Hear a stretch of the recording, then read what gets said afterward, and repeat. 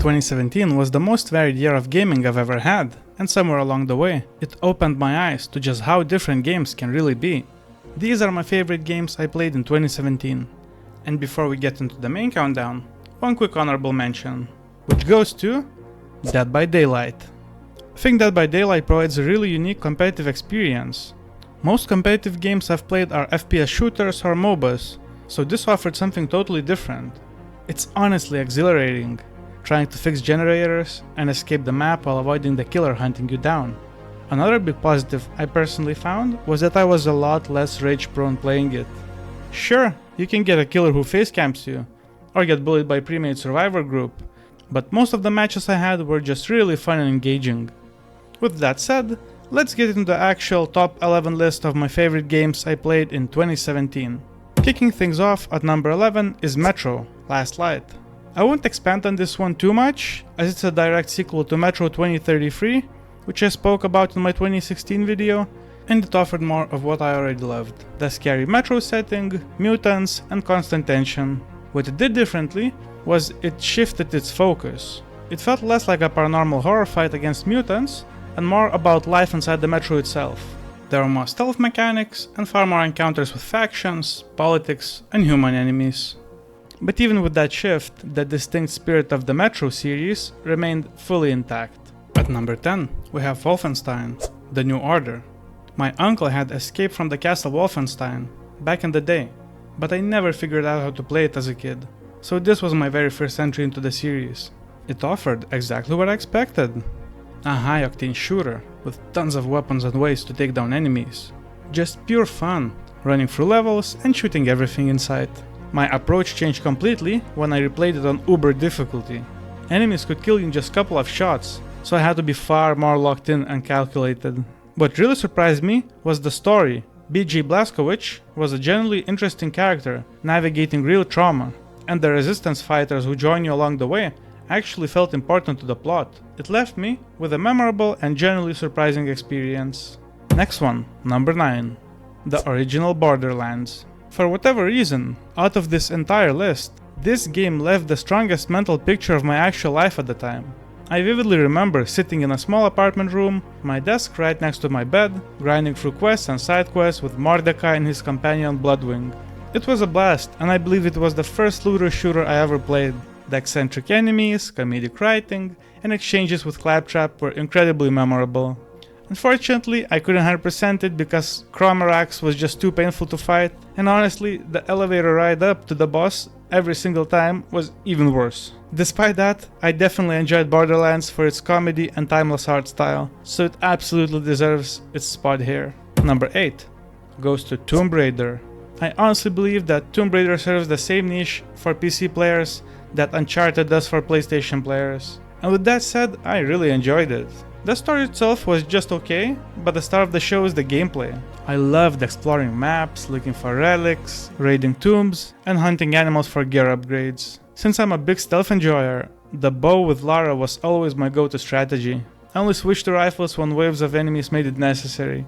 The side activities made total sense within the game setting. Unfortunately, there was one major downside for me personally: the multiplayer achievements. This is the sole reason I didn't go for 100% completion. Tomb Raider was the first game I actually encountered that was a purely single player experience, but for some reason had multiplayer mode and achievements tied to it. Ever since then, I've hated multiplayer achievements in single player games. But looking past that, the core game was incredibly fun and enjoyable.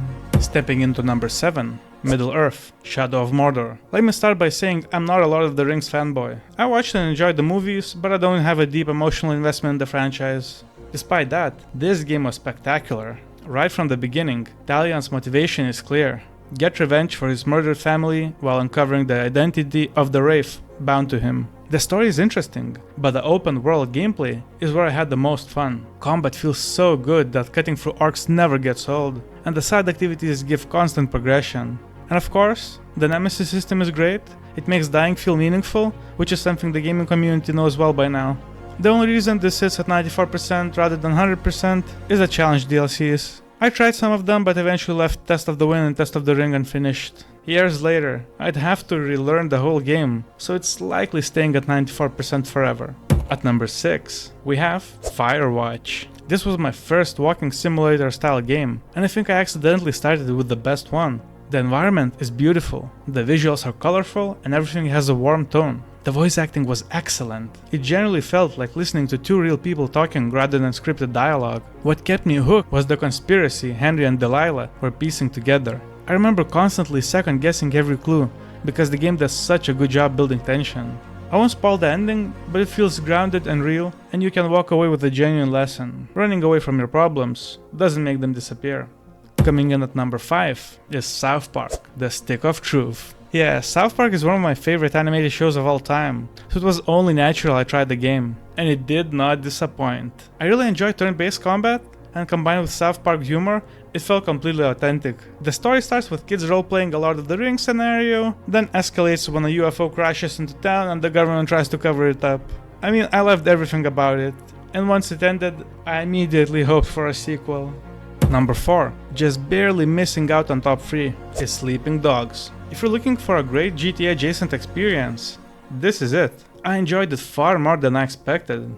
You play as Wei Shen, an undercover police officer infiltrating Hong Kong's triads. As his ties to the triads grow deeper, the line between his duty as a police officer and his loyalty to the people around him starts to blur. It follows a GTA-style structure, but with added police investigations and side activities that give you freedom in how you approach things. The hand-to-hand combat is what really stood out. It flows perfectly and makes every fight satisfying.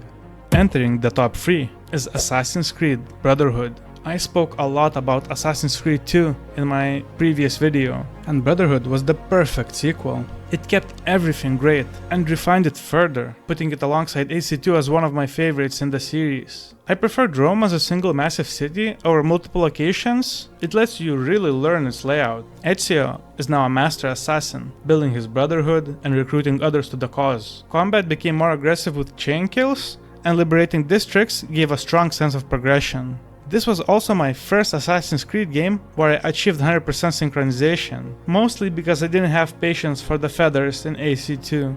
Overall, one of my most satisfying franchise experiences. At number 2, taking a hard-earned silver medal, is Dishonored. This was the first game that showed me just how much freedom players can have. I completed it multiple times, but my first playthrough was full stealth, no kills, no detections, with achievements to prove it. Dishonored rewards experimentation. There are always multiple ways to reach your objective, and multiple ways to handle each situation. Dunwall is fascinating, the story is strong, and the art style is distinct. The chaos system makes the world react to your actions. More kills lead to more plague-ridden rats across levels. It's easily the best stealth-focused game I've played.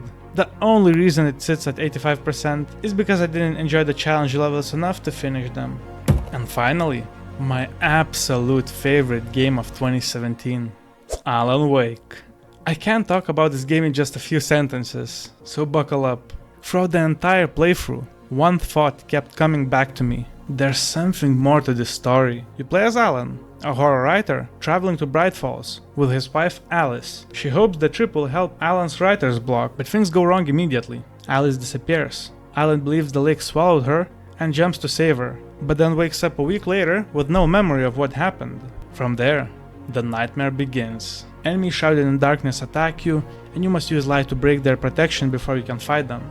While the gameplay can become repetitive, but the world, concept, and the story completely overshadows that. What hooked me the most were the manuscript pages, events written before they happen, which then unfold exactly as described. That atmosphere, mystery, and introduction to the Remedy universe made this one of the most memorable experiences I've ever had. I waited years for a sequel. Eventually, I played Control and Quantum Break so I could learn more about the universe. Alan Wake 2 is now in my top 3 games of all time, but that's a story for another year. Which means I'm wrapping up 2017. 2018 would be a very different year. One beloved journey came to an emotional conclusion, while another legendary one was only getting started. I'll leave it at that. What did you think of the ranking? Did you play any of these? Or did I miss one of your favorites? Let me know in the comments below. If you enjoyed the video, hit like and subscribe so you don't miss the next retrospective. I'll see you then. Soma signing off.